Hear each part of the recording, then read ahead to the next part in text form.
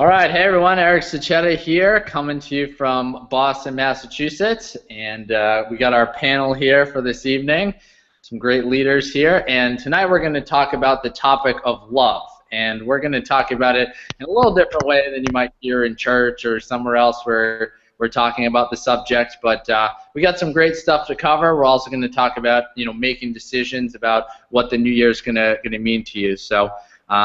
I'm very excited for our hangout tonight, and just wanted to say hi to everybody. So, how you doing today, Dario?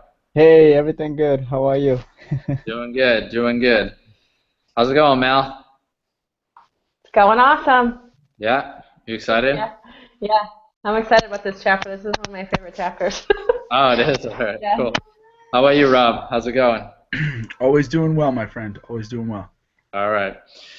All right, so I'll have you guys mute out for a second just so that I run through the main framework of the topic that I have, and then you guys obviously always have your different angles on the subject that we have, so I'd definitely love to hear what you guys have to share.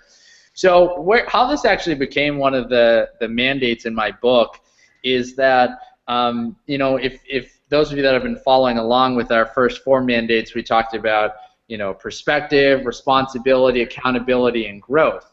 But one of the things that happens is ultimately you're not really after a goal. Anything that you're trying to do, even when you're trying to grow, you're not trying to hit a goal. You're trying to become someone in the process of hitting the goal. One of the problems is sometimes we've been either conditioned or things have happened in our lives that we got fearful, and anytime something seems like something from our past, we kind of create the same emotional states. And what ends up happening is even if we make progress towards a goal, even if we achieve a goal, a lot of times we kind of beat ourselves up along the way. So the next part of your own personal leadership, your own growth, as we talk about, is to get to that place where you, throughout the process and while you're achieving goals and continue to, and as you live your day-to-day life, that you're also caring about yourself, you're caring about others, that you're enjoying the process, because as my mentor Tony Robbins said, success without fulfillment is the ultimate failure. Because if you achieve everything you want but it doesn't make you happy, that's worse than not even achieving, because at least you could look and say, well, I don't feel great because I didn't get to some place that I'm going. So, it's a very important part, and that's why I, made sure to have it in here for us tonight. So I wanted to start and kind of run through some of the stuff that I have here. So the first thing is about emotions, and I talked about the whole concept of long-term conditioning. If you look at little kids, right? You look at little kids and you see how they act. The reason kids act the way they are, a lot of times people say, well, it's because they're little and they don't know any better. They don't know that the world's a difficult place and they have to have responsibilities and all that stuff. And that's true. But the reason kids act the way they do is because they don't have any patterns. They don't have any negative patterns. They don't have any negative belief patterns. They haven't set in any fears that they have. You just watch them. I was just watching a home video of myself earlier at like 2 years old. I was nuts, just running around like a crazy person, talking to any person I could find and all that stuff. And it comes because not only are you not creating your own patterns, but you're constantly getting attention. You're constantly getting attention from different people, so you don't even have time to create these patterns. But as you know, as we grow up and we get around people and someone says something to us the wrong way, or we get around the wrong group of people, or something happens, we start to get these fears and emotions, and if things keep happening over and over, we start to go into these same states. So, one of the things that I've learned and also noticed is that most of us, when we get in a situation where we get under pressure, we're in not a fearful state, but we're in a place where we're uncomfortable, a lot of times we go back to 1 or 2 emotions or 1 or 2 patterns of doing things.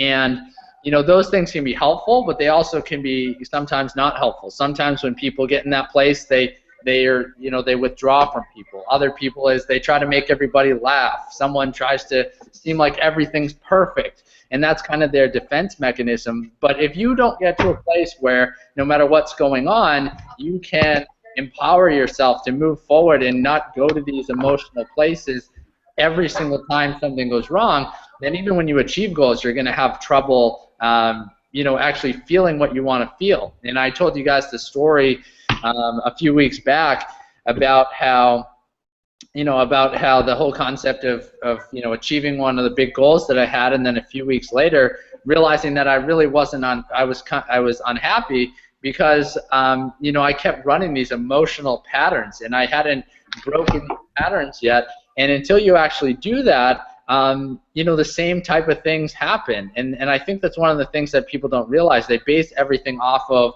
the results they get, the circumstances they have, instead of deliberately choosing the emotions you want to have and giving yourself time to, kind of change the emotions that you currently have and establish the ones that you want to have. It's so interesting that I was just talking about long-term conditioning. Someone, you're trying to think like if you're a person who always gets angry when something goes wrong, you can't just say, okay, I want to be joyful all the time and say it to yourself one time and then all of a sudden you're gonna be joyful. You have conditioning of all these years and years and years of potentially acting a certain way, going to certain emotions under pressure, and you either have to be in a heightened state of motion like a vent, like a Tony Robbins, or you just gotta condition it on yourself over and over and over and over and over till it becomes a part of who you are, and being very deliberate about it. The average person actually only experiences 12 emotions in a given week, which is crazy because there's 6,000 words for emotion in the English dictionary. So if you think about, your life is the emotional states that you're in, you only have 12, and usually more than half of them are negative. What really is your experience? Because again, how this chapter came about is that whole concept is, your emotional states determine, how you feel about life, not what you're achieving or not achieving. If you're someone who's not wealthy, but you have, a little bit of food on the table, you're grateful, you have family and friends around you, and you notice those things. You notice what you have instead of what you don't have, and you're grateful, and you're excited, and you're in those emotional states. You're wealthy, you're abundant. If on the flip side you're a billionaire and you're angry and pissed off, that's who you are. You're angry and pissed off. So it's our emotional states that determine who we are in a given moment or in a particular time, not our economic status or how many friends we have or anything like that. And that was the piece of the puzzle that I was trying to get at was, I'm starting to achieve things, and I'm growing and all this stuff, but I keep running these old emotional patterns, and that's still in my experience. So it's tougher for me to feel all the growth that I've had because, I haven't got to that place. So, that's really, kind of the start of what I talked about here. And, the biggest key is, like I just talked about, is creating a target. So having a particular emotion or a couple emotions that you really want to experience on a regular basis. And Elizabeth, you there?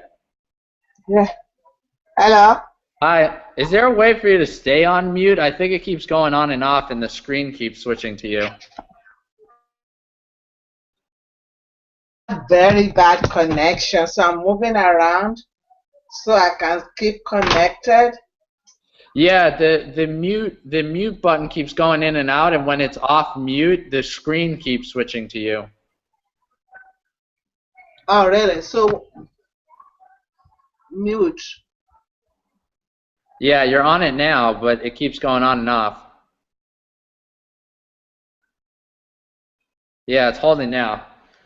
All right, so so what I was saying is, kind of talking about picking a target. When I was actually at Tony Robbins' Date with Destiny seminar, he actually had us say our emotions as like who we are. So we were trying to pick our emotions, say, I am happiness, I am joy, and actually condition yourself by saying it over and over and over and over, so that it's not just an idea in your head, but it's part of your, it's part of who you are. And I know we don't have time on a Hangout like this, which is why we have events and different things like that to do that. But one of the things you can do in your life is, whether it's affirmations or what's called an incantation, and say to yourself over and over the emotions you want to experience and actually bring them into your being. And the more you do it over and over and over, the easier it gets for you to actually go to those emotional states. If you're wondering what the word incantation is, if you guys know what affirmations are, an affirmation is when you just say something and you say it over and over to bring it into existence. Affirmations are amazing. The problem with affirmations, though, is that if you're just saying them and you're not in a heightened state, you're just sitting and you read it and you don't read it with emotion, it might not get into your nervous system and become a part of who you are as quickly as it could be. An incantation is just saying an affirmation but doing it with emotion. So maybe you go on a run, or you're in your spin class, or you're going for a walk, and while you're doing that, you're saying it with emotion and engaging your entire body. An idea with emotion attached to it, that's what sticks to you. That's why, again, we talk about events, being in person, things like that, and actually getting those things to stick with you. And that's why you can have such progress when you're actually around a group of people like this, or in person. So that's one thing I would definitely look into, is creating a target of the emotions that you want to experience, and do affirmations, do incantations, and really get that to be a part of who you are. So this main part that I just started with really focuses on you and the emotions that you experience, not in relation to anybody else, but just yourself. Does anyone on the panel here have any good things that they do, or ways of looking at things in terms of how you can help yourself experience more of the emotions that you want to experience? I'll say something. Go for it. I used to tend to worry a lot, and worry is definitely something that creates more of worry. And having like worry tends to drift your mind into places or things that you become to visualize, and they become real. And one of the things I tell myself is that it's all good. I got this from Joey G. If anyone who remembers Joey G, he was one of my favorite people. He used to say this all the time, that it's all good. And I think that was his license plate. It's all good. And I say that to myself all the time, because no matter how bad things appear to be going, they're usually not as bad as probably my mind is making them out to be. When you consider other people's circumstances and other people, other things people have gotten out of, or situations other people have gotten out of, that, it's usually all good. It's usually not as bad as my brain is thinking about it as, or perceiving it to be. And I had a friend, she's a doctor, she's a cardiologist, and she told me 9 out of 10 things that we worry about usually never come true. And that's like one of my favorite statistics. If you're worrying about 10 things, usually only one of them is probably going to come true, and 9 out of 10 of them won't. So you're probably just overreacting anyway to begin with. So that usually helps me calm down and kind of control my thoughts, and then I try to just feel good and do what I can to become grateful or change my state. Because really that worriness is a state, right? That's what Tony talks about. It's a state of being, and if you can shift that, you can make you can really cause transformation. Cool. That's awesome. That's a great tip. Anytime you can have something, there's different ways of looking at things, but anytime you can have that response, like when you're talking about Rob starts to worry and he says that to himself, that's the place you go, and then he has a response that comes from that in terms of how he looks at things. I was talking to you guys a couple weeks ago on one of the Hangouts, and I said I kind of use a negative. You're supposed to focus on the positive, but sometimes after I kind of went through this shift of switching my emotions, anytime I would kind of go back to an old pattern when I usually would get angry. That would be my response when things didn't go the way I want, internally get angry, is I would actually say to myself, that's not how we win anymore.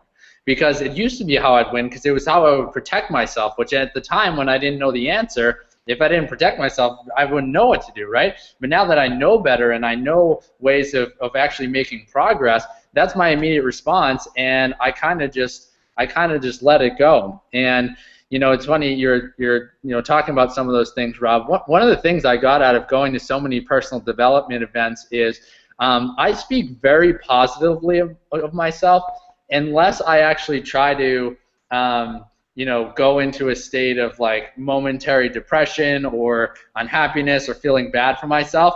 and then I don't talk to myself very nice, but it's still in a positive spin. Like I'll start swearing at myself, but I'll be like, listen, what the hell are you talking about? Like you know better. Just like you're awesome, you can do this. What are you trying to do? You know this isn't how it works anymore. Like just get off your ass and go do something. You know what I mean? So it's not beating yourself up more. Like I used to do the same thing, but it would beat yourself up more. This was to be like, you're better than this. Let's go get something done. So that's a great example you were talking about, Rob.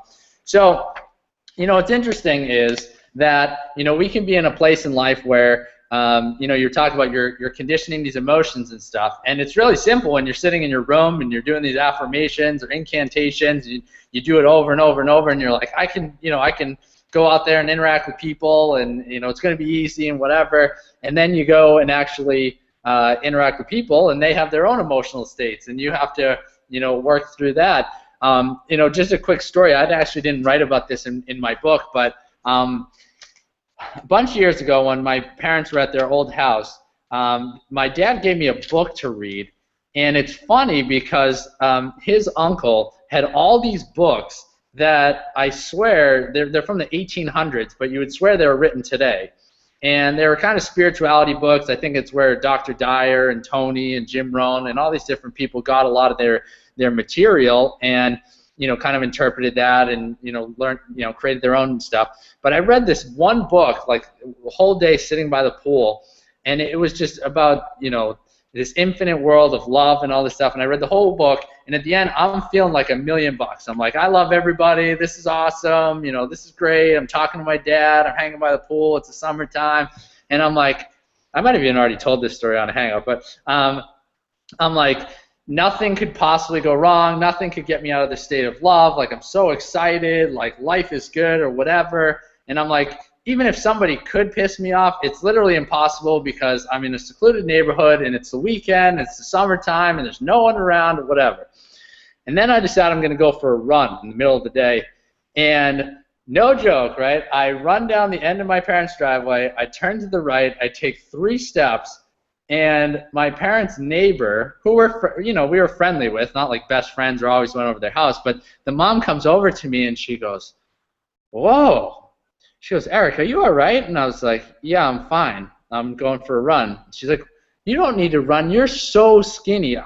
I don't think you eat enough. I think you're getting sick. I was like, no, believe me, I eat plenty. She's like, no, I don't want you to get sick. I don't think you need to go to this run. I think you need to go eat some food.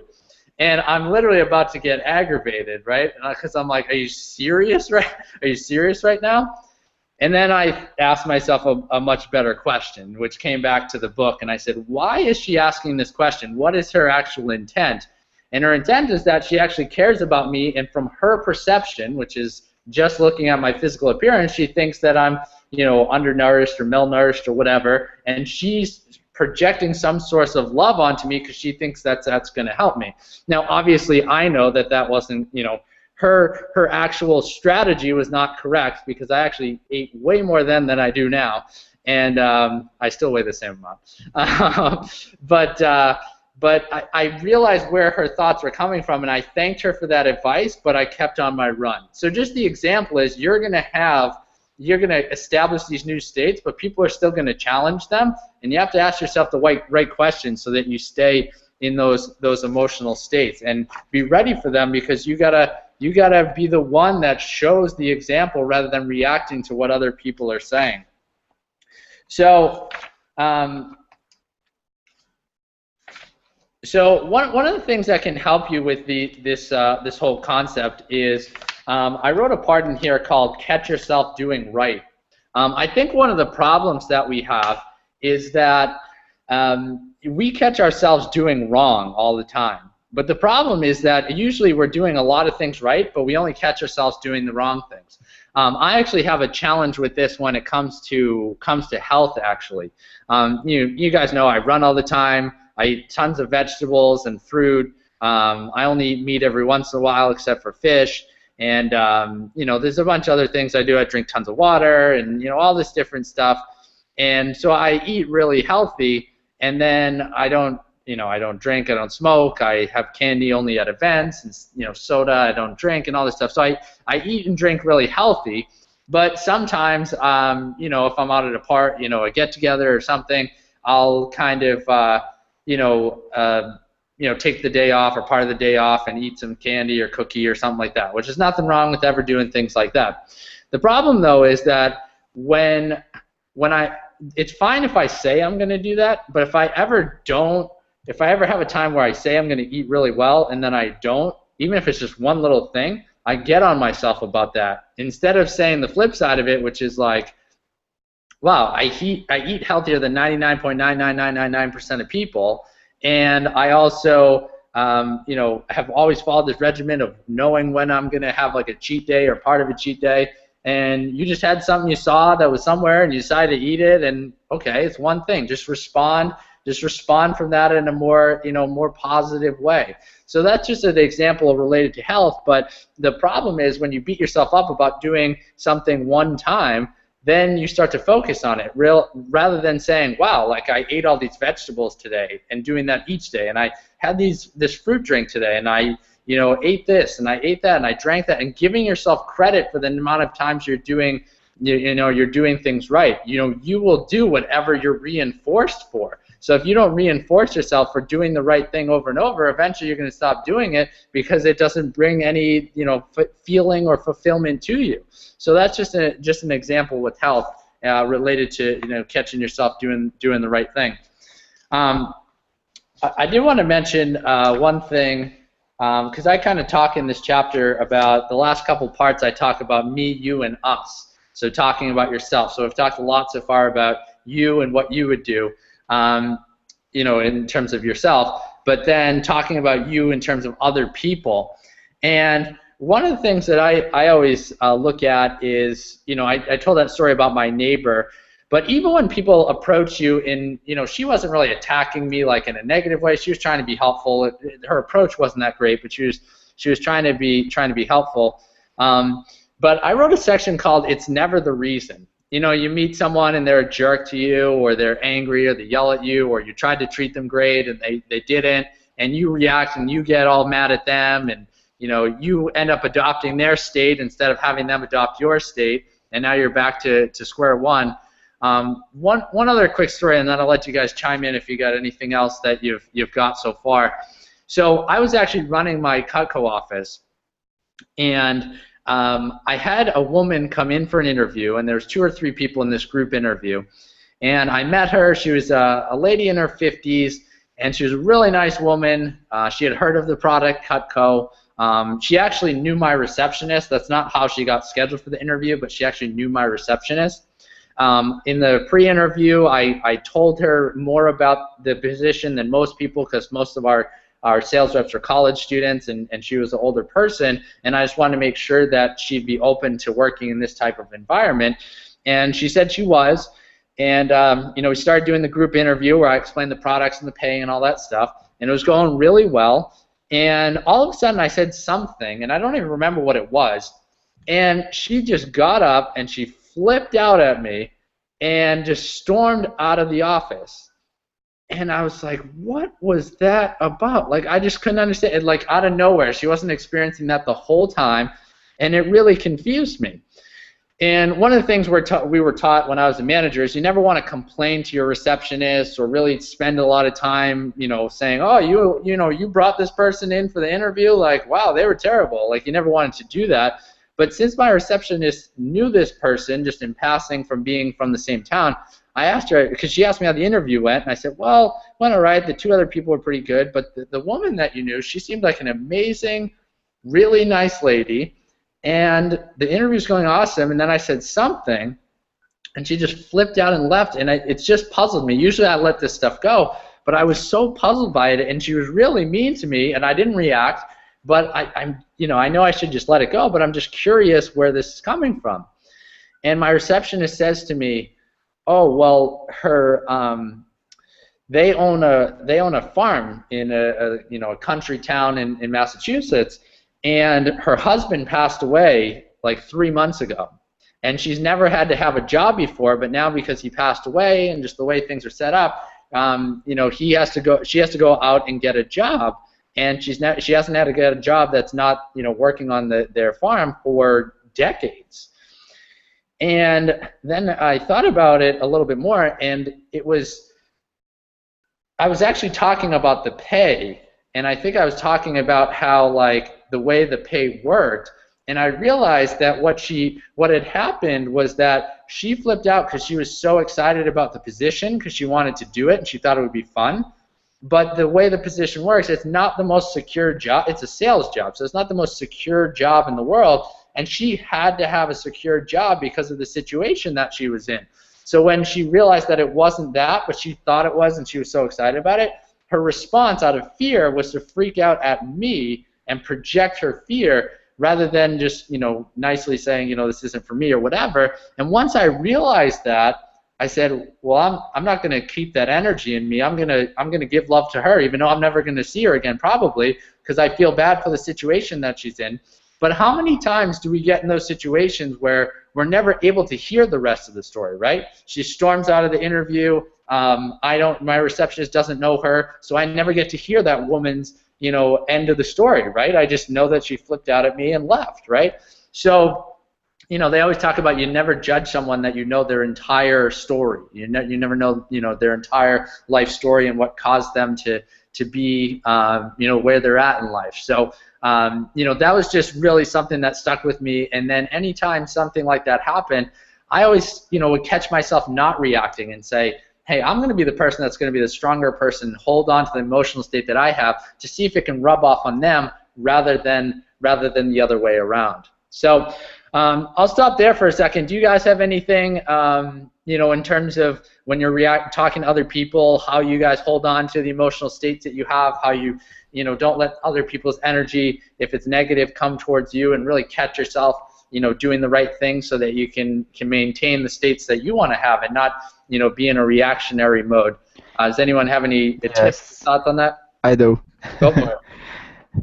All right. Yeah. So I completely agree with you, especially when it comes to controlling and mastering your going to work on your side or against you when you grow up. It's okay if you're 3 years old, 5 years old to act crazy, but when you're older than 18, 20, 30, that's going to embarrass you. Especially like, I had my coworker who I was working one day, and he completely got so pissed off because something didn't work, and he grabbed the like the notebook and threw it, and I'm just wondering what's going on with this guy, and that's unfortunate for a lot of people that go through decades without having to learn to master emotions. And that's a big part of self-growth, self-development, and really understanding how, in order for you to get to the next level in everything, a big part is learning to control your emotions, because also that's gonna come when you fail at some things, when you're trying to reach your success. You're going to fail. There's no way you're not going to fail when you're trying to try something new or whatever it is. But it's learning to master your emotions. Absolutely. Yeah, that's a great tip there. That's awesome, and the awareness that you have is great as well. I have one more point related to this chapter, and then if anyone wants to share anything else related to it, and then we're going to move over to try to focus on making 2016 the best year yet. So the last little section that I have here is talking about learning is a two-way street. I think sometimes we get in a place where we've had a lot of growth in our lives. We're trying to master certain emotional states, and we get around certain people that maybe aren't in those same emotional states or trying to give us advice on things. And sometimes we shut people out entirely instead of realizing that there are things you can learn from everyone, whether it's what to do, what not to do, but being in a place where you're open, where you're not better than someone else, and even if they're going through a troubling time or they're looking at things much different than you are, there's always the opportunity to learn from everyone in every situation, and just being open to that, maintaining your emotional states, but also realizing that people have different experiences. That's what makes us unique, and no one's better than anyone else. And maybe someone isn't growing as much as you are right now, but they might have had experience that you can learn from, and then you can really grow from. But if you're not open to that, if you're not open to receiving what other people what other people have to say, then a lot of times you're blocking yourself off from learning. You're blocking yourself off from getting that love and that emotional state that you actually want to have in your life. So I think that's very powerful, and just not blocking off anything is one of the biggest keys. Being restricting is not something that's going to keep you in those emotional states that you want. So Mal, did you have anything you want to share? I know you said this was your favorite chapter, so I don't know if you had anything I missed, or just something that you like, or ways you look at stuff. Yeah, I think the point that you made just about not understanding somebody else's situation completely is great, because anytime I'm getting to know somebody new or building a closer relationship with somebody I already know, I don't prejudge anybody, and I don't act like I know them better than I do already without hearing their side of the story first. So a lot of times we hear stories of other people and what we should think about them and what their life is like and what they've been through, but I'm a big believer in, if I haven't heard it from that person themselves, and then I don't know anything about them. So whenever I'm building any new relationships, I always remember it's important to not be judgmental and just get to know them for them. And this chapter to me just speaks wonders to the fact that accepting yourself for who you are is super important too. So when you were talking about being really hard on yourself about things, we're our own worst critic. I'm sure you've heard that thousands of times. So we're the hardest on ourselves. So it's funny, because when you think about an accomplishment that you did, sometimes your mind will wander and be like, well, I could have done this better, or I still didn't do this right, things like that. But it's okay to feel good about what you're doing and feel good about something that you accomplished, and give yourself credit where credit is due, because then you can move forward and grow from that, instead of thinking and focusing on the negative things. So I think it's important to love and accept yourself for who you are as a person, and you'll be able to give love to more people after you learn to love yourself too. Awesome. Yeah, that's some great points, and like we've been talking about this whole time. If your emotional states are where you live. It's not your bank account. It's not how many friends you have. So these are the targets. This is what you actually want to go for. And people spend so much time focusing on those other things, and people don't realize it, but they actually have rules that they've actually conditioned into their nervous system that keep them from getting what they want. I've gone to events where people literally in their nervous system have created rules that are opposite each other, so it's literally impossible for them to be happy, because some of the rules that they have contradict other rules, which makes it impossible for them to experience the states that they want to experience. But when someone recognizes that, then they can make a change. Did you want to add something, Rob? Yeah.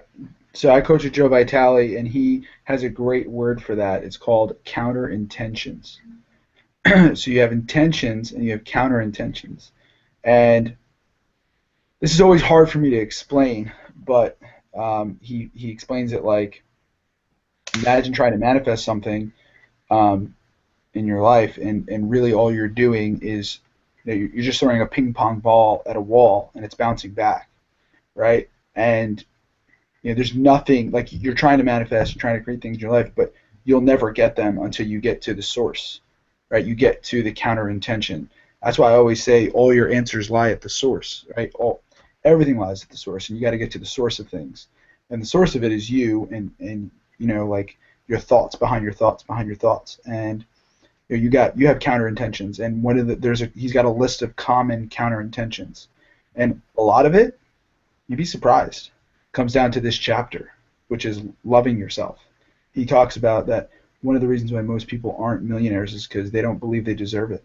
He talks about the law of deservingness as one of the biggest counter intentions, or not loving yourself enough. So he shares a couple stories. One of the stories that he talks about is that he has a friend who just bought this beautiful truck. It was like this beautiful truck, and it was this amazing car. He spent a lot of money on it. He put a lot of money into it.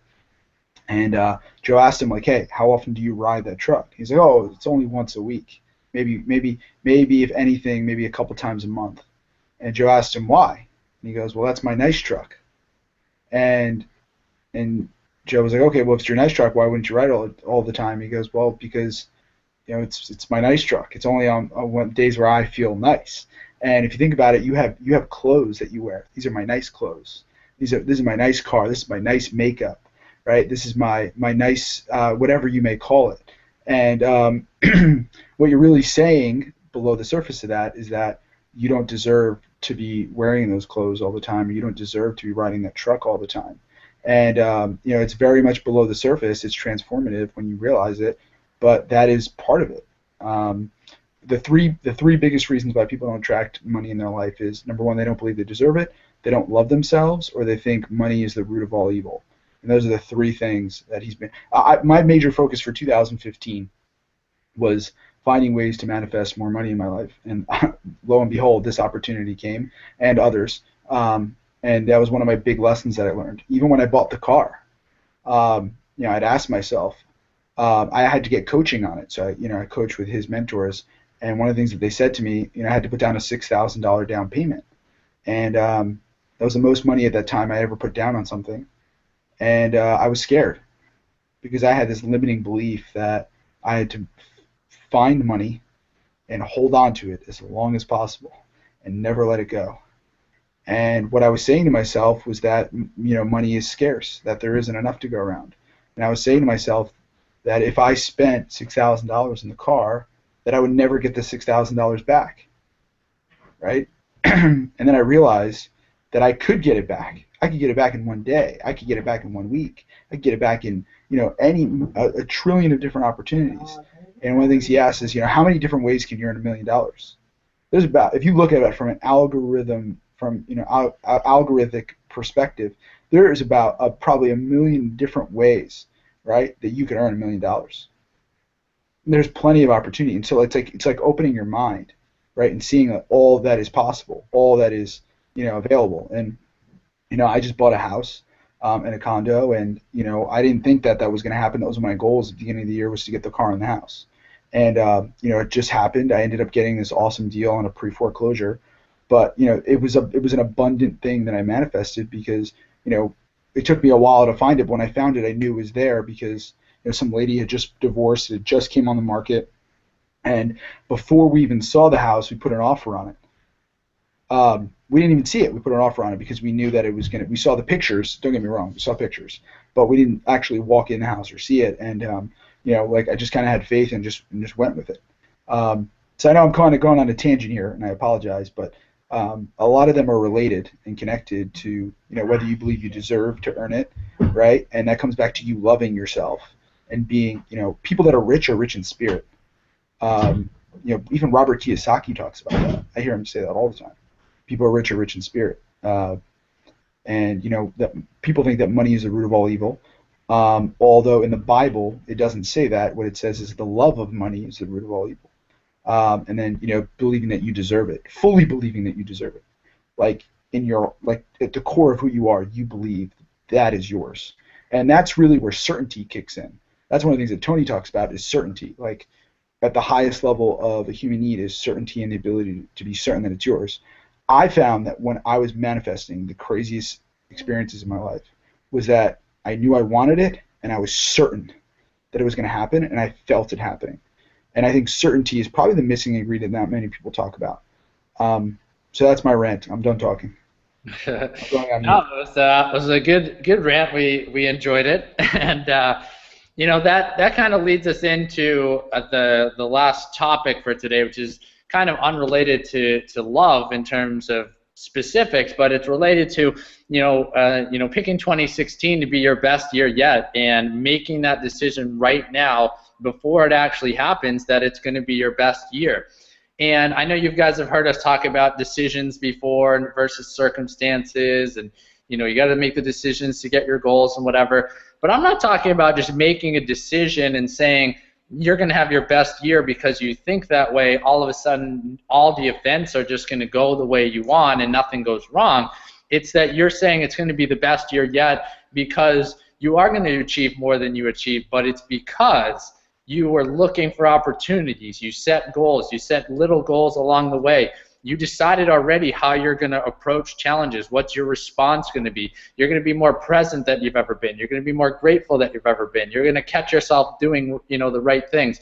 You're going to catch yourself caring about yourself more and giving yourself more credit for that. Those little things, you can set that big goal. You can say, I'm going to make 6 figures this year. I'm going to make 7 figures this year. I'm going to, do all these goals. But if you don't, decide not only that you're going to achieve them and take the actions to do so, but your immediate response to any challenges that come up. What is that going to be for you? What is that going to look like for you? How are you going to be grateful along the process so you don't wait until you achieve the goal to be happy and fulfilled?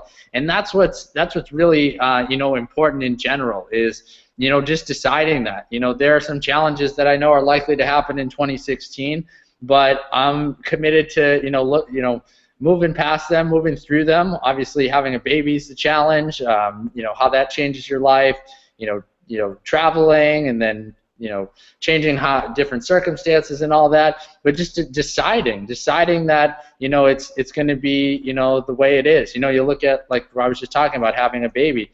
Some people overestimate what that's going to be like. Some people underestimate what's going to be like. For me, I kind of say, it's your top priority. It's something to focus on. It's going to be a challenge, and when you put your focus into it and you believe that and you are willing to look at something in a certain light, most of the time, if you're really looking at something as like a huge challenge and you're not expecting the challenge, but you're willing to follow through on it, then it doesn't seem as hard as it actually can be. You talk about running the marathon, right? Like me running the marathon in the 92-degree weather and the partially sprained ankle and the people dropping out and all this stuff. I built this up as the biggest challenge that I could possibly do, and if I could just finish, I'd be happy. And all of a sudden, because of that, I'm focused on where I'm going and how it's going to work, and because of that, I made my goal happen. So, you just got to decide right now, is 2016 going to be your best year yet? And if it is, declare it. Say that it's going to be. And then, figure out what you have to do to make that happen. What goals do you have to have in place to actually look back on 2016 and say it was your best year yet? And then once you have the goals, you say, well, who do I have to surround myself with? Or if I'm already surrounding myself with those people, what are the questions that I have to ask? Or do I need a different strategy? I know all of you guys in the panel are already a part of our, business system, and you guys are all action takers. You guys are all doing the right things, and some of you guys are getting some good results, some great results. Some of you guys are doing the right things, and it's not popping yet. And you got to kind of look and say, do I need to do a different strategy? Do I need to change part of the strategy? Do I need to reach out to someone else? Do I need to make sure I'm at this event? Do I need to make sure that I do these different things? A lot of times, it comes down to one conversation can change everything, or tweaking a little something. But if you're not committed to that outcome, then you can just go back to the circumstances and say, hey, I did this and it's not working, and I don't know if it's going to work out. And you just got to commit to it. And for me, I'm committed to having this be a 6-figure year with this opportunity. I'm committed to being one of the gold members on the team and getting to that 10-figure level. And if those of you watching that don't understand what this is, if you click the link below, you'll actually can hear about our opportunity. If you've enjoyed what we've been talking about and want to connect with us as like-minded people that focus on personal growth, personal development, but also running an online system to be able to create freedom in our lives and pursue our passions. And for me, I already set that intention, and I'm gonna find a way to do it. And it's really funny, right? Because honesty is a big thing with me, and a lot of you guys again are taking some great action. But one of the things that happen is the action is happening, and the results aren't necessarily popping for a lot of people on our team yet. And one of the goals that I had, because the last couple months I had qualified at some of the higher levels like bronze and silver and stuff, but hadn't got that boss maker, hadn't got one of you guys to get those 5 sales. And literally 8 days ago, there wasn't one person that had over 1 sale in the month. And now we got a couple people that are at 4, and one more gets to 5. But if I said the circumstances determine my action in helping other people and helping the team and doing what I can to help people get that goal, then I would have looked at it, it's like, all right, 2/3 of the month's over, we're only 20% there, I'm not even in control of all the action because they still have to do most of the action to help get there. You know, I'll qualify for that next month. Instead, I'm like, no, it's going to happen. So I've been like a hurricane for the last 6 days and just, you know, found a way to do it. And now with, you know, 28 hours left, you know, we got a couple people at 4 sales, and we're going to find a way to get that 5th sale, whatever we have to do. And many of you guys know this. I mean, I know, you know, I know Dario's, you know, been in other businesses and found a way to do things. Elizabeth's obviously very successful. You've written a book, raised amazing kids. You know, you guys know this stuff. Mallory and Rob, you worked with me at Cutco. Like, you know that you set the intention, you set the goal, and then you just do whatever you got to do. And if you don't know what to do, you ask someone, and you just find a way to set that goal. So even if you didn't hit any of the goals that you have with this business for 2015, you guys are all taking action. You're all collecting leads. You're all, you know, creating this following. And I got to tell you, I know I sent a video to a couple of you guys yesterday. I don't know if a couple of the leaders, if you guys watched it yet, but one of the things I said was, this is one of those opportunities that doesn't come around very often with Empower. And I know there's some things we all love about it and some things that are challenging, but I actually believe that although there are some challenges with the switches they've made, I do believe that this Project Titan is going to be like this massive thing. And the interesting thing, you know, Rob was talking about certainty, right?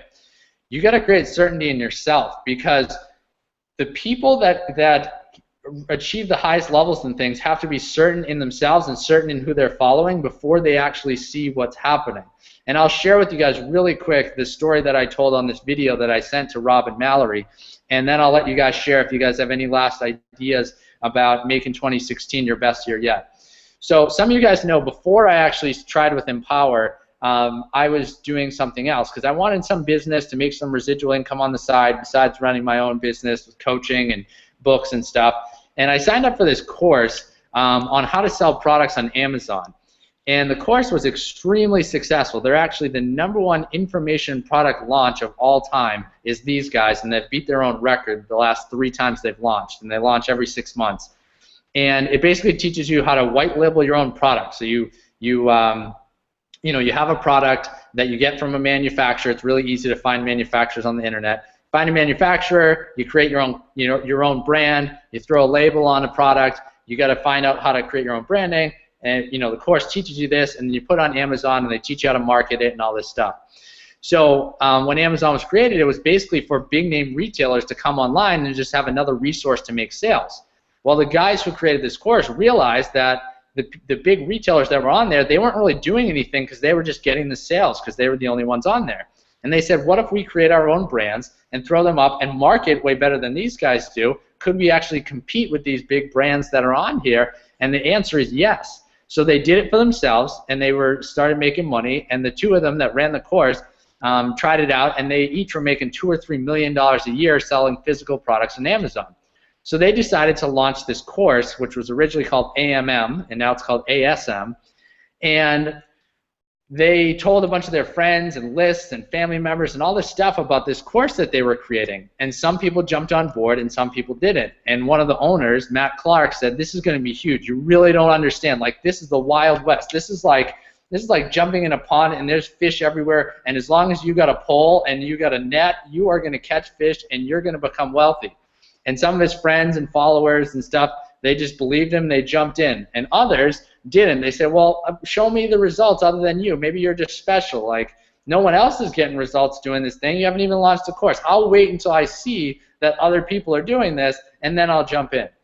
Well, the people that jumped in that original course, there are people in that course in the first round that are making $250,000 a month, $500,000 a month on autopilot on Amazon.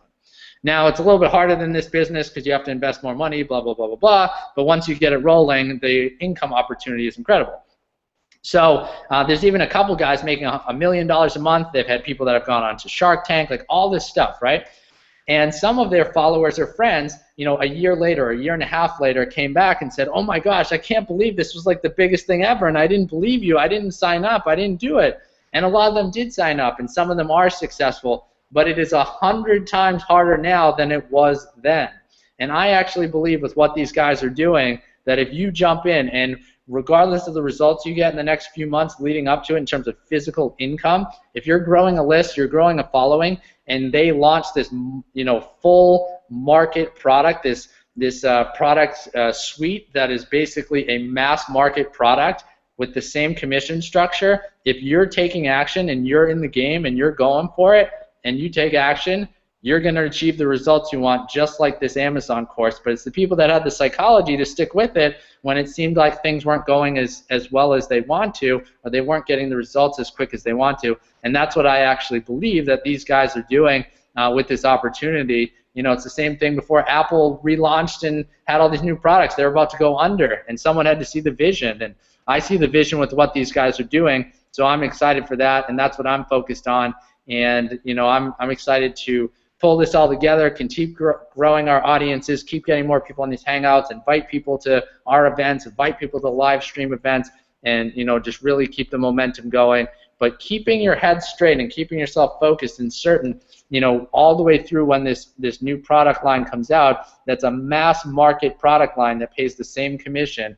I just think it's going to be fantastic. So, and you got to think about, there's tons of people in the same spot that are trying and trying and trying, and they're not getting the results they want, and some of them might let go. And if they let go, that's more opportunity to say, this makes even more sense. If more people are nervous about what's going on, that makes even more sense, because things that are, that really help you succeed, you have to see it when everybody else doesn't necessarily see it. So I know that's a little ranting specifically about our company, but making that decision. So any guys on the panel here have anything to add in terms of making that decision that 2016 is going to be your best year yet, putting things in place to actually follow through on the commitments that you make?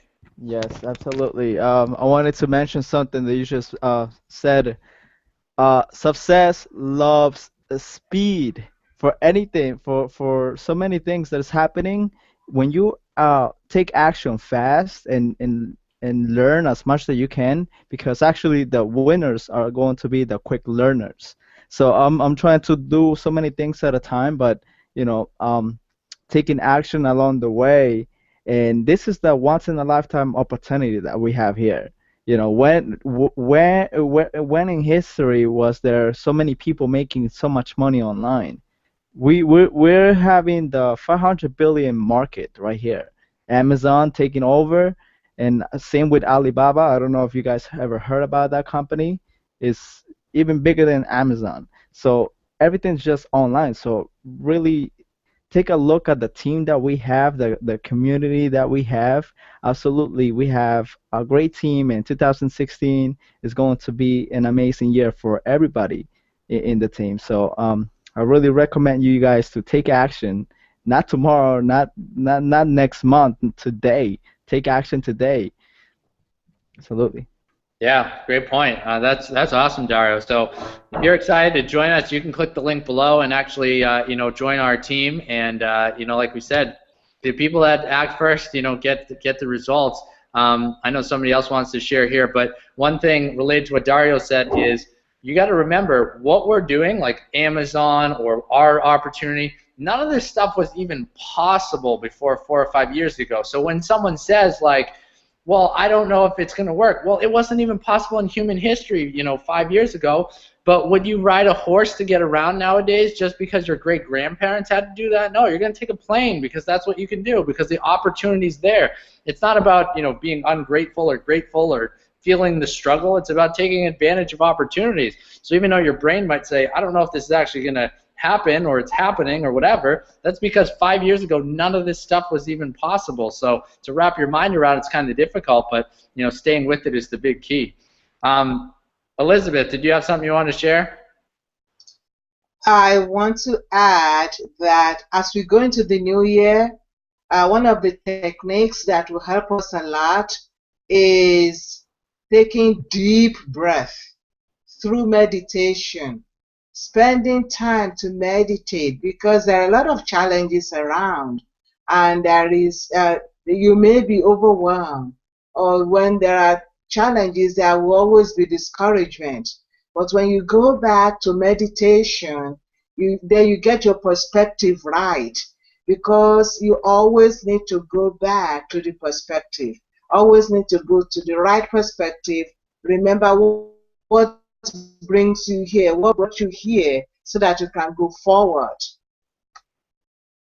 Yeah, that's fantastic. It's what we've been talking about the whole time. Your specific point was, of course, very awesome and different. But going back to that, getting yourself in that state, getting yourself in that perspective of who you are, why you're doing what you're doing, and really coming from that place. When you come from a different state, you take different action and you get a different result. So thank you for sharing that, Elizabeth. That's fantastic.